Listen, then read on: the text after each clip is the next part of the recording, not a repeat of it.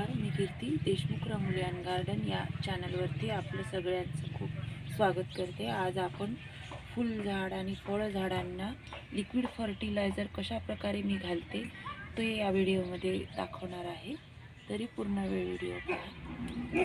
इथे जे गुलाबाला फुलं आलेली आहेत ते मी लिक्विड फर्टिलायझर याच्यासाठी वापरत असते।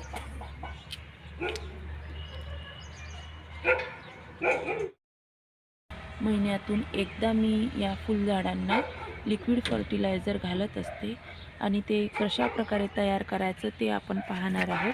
त्याच्यासाठी काय साहित्य लागते ते मी सांगते। खूप छान ग्रोथ झाडांची होती त्या आता इथे मी 15 लिटरची एक बकेट घेतलेली आहे आणि त्याच्यामध्ये आपण हे लिक्विड तयार करणार आहोत। त्याच्यामध्ये मी पाणी घालून घेते।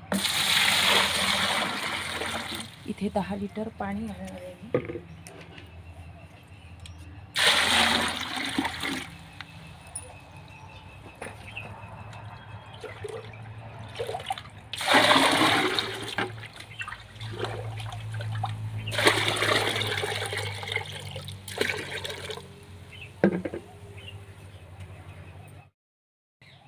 आता इथे भाज्यांचीच निघालेली सालं आपण या लिक्विडमध्ये वापरणार आहोत। त्याच्यासाठी मी इथे घेतलेली आहेत आणि सुकलेली फुलं पानं हे पण या लिक्विडमध्ये आपण वापरणार आहोत आणि फळांची सालं हे सगळे साहित्य आता या पाण्यामध्ये घालून घ्यायचं आहे। आणि पाण्याचं प्रमाण कमी जास्त झालं तरी काही आपल्या प्लांटला धोका याच्यापासून होत नाही।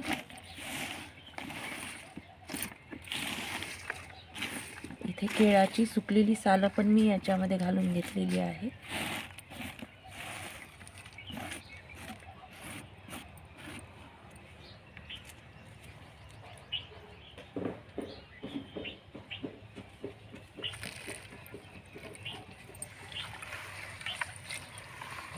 एक ते दोन वेळा अशा पद्धतीने गोल फिरवून घ्यायचं आहे।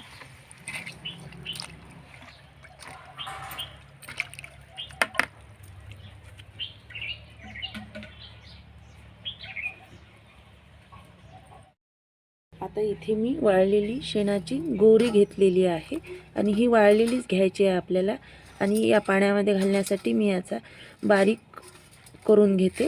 बारीक केल्यानंतर याचं अशा पद्धतीने नंतर आपण या पाण्यामध्ये घालणार आहोत।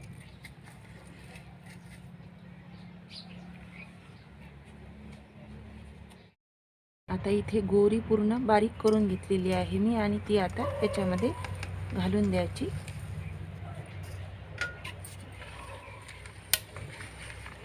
आणि परत एकदा खाली वर करून फिरवून देत आहे।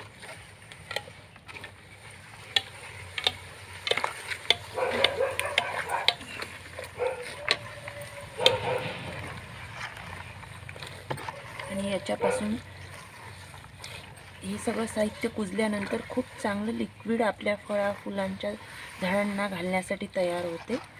याच्यापासून आपल्या प्लांटला कुठलाही धोका नाही। खूप छान ग्रोथ झाडांची होते।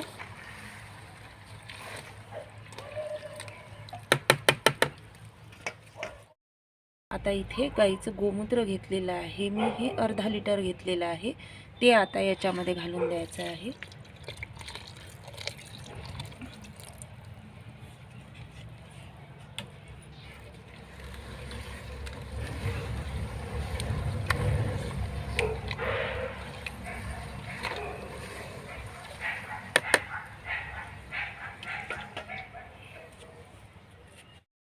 आणि आता हे सगळं याच्यामध्ये जे जे साहित्य आपण वापरलेलं आहे त्याला 3 दिवसांपर्यंत ही बादली ही अशीच ठेवायची आहे आणि याला झाकण लावून मी ठेवणार आहे।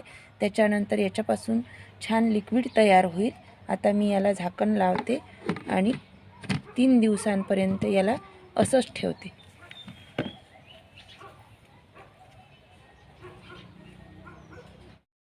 आता इथे 3 दिवसानंतर लिक्विड फर्टिलायझर तयार झालेलं आहे आणि याला असं मी छान गोल फिरवून घेत आहे। आणि आता हे आपण याच्यामधलं पाणी गाळूनही घेऊ शकतो किंवा याच्यामध्ये हे अशा प्रकारे मी टोपली ठेवत आहे. याने फक्त पाणी पाणी वर येईल आणि चोथा आतमध्ये राहील. आणि आता याच्यामधलं मी पाणी काढून घेत आहे.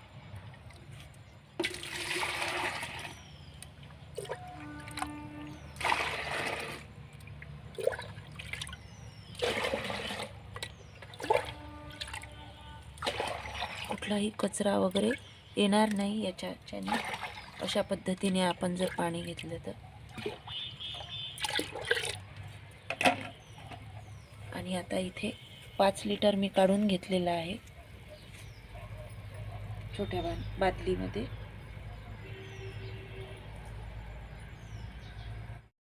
आता इथे तयार झालेलं लिक्विड आपण कुठल्याही फळ झाडाला किंवा फूल झाडाला घालू शकतो.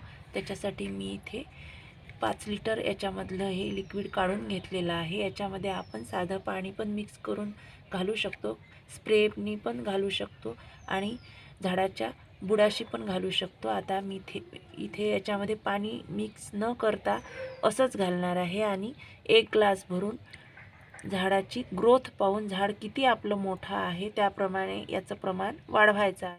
इथे मी आता 1 ग्लास हे लिक्विड फळ झाडाला घालणार आहे, तुम्हाला दाखवते. आणि झाडाच्या बुडाशी घालायचं आहे. इथे टोमॅटोचं झाड आहे आणि या झाडाला घालत आहे.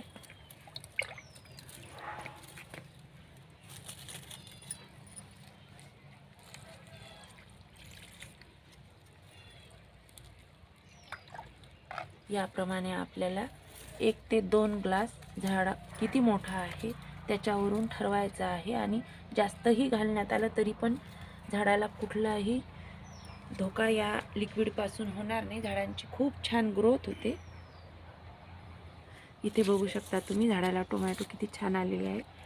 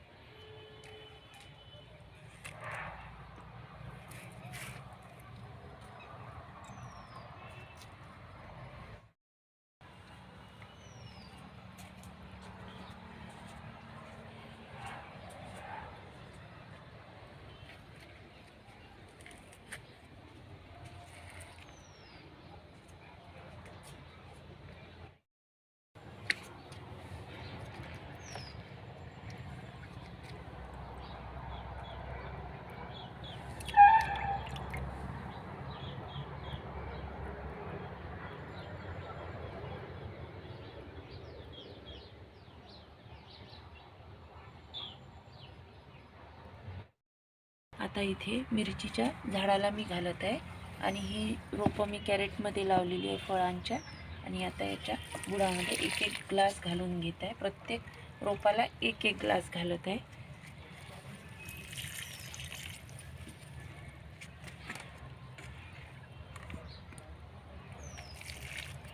अशाच पद्धतीने सगळ्या फुलझाडांना घालून घेते. आणि फळझाडांना पण हे लिक्विड खूप छान याचा परिणाम झाडांवरती दिसून येतो.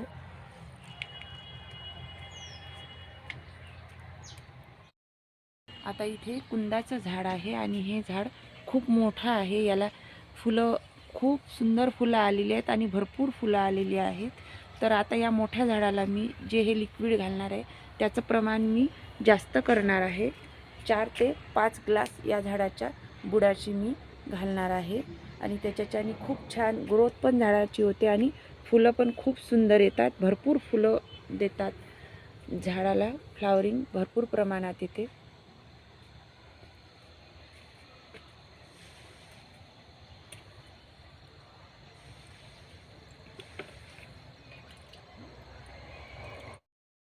आता इथे झाडाच्या बुडाशी मी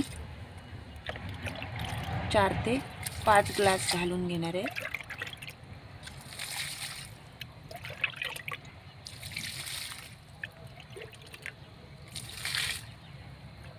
तर अशा पद्धतीने लिक्विड करून पहा घरच्या घरी.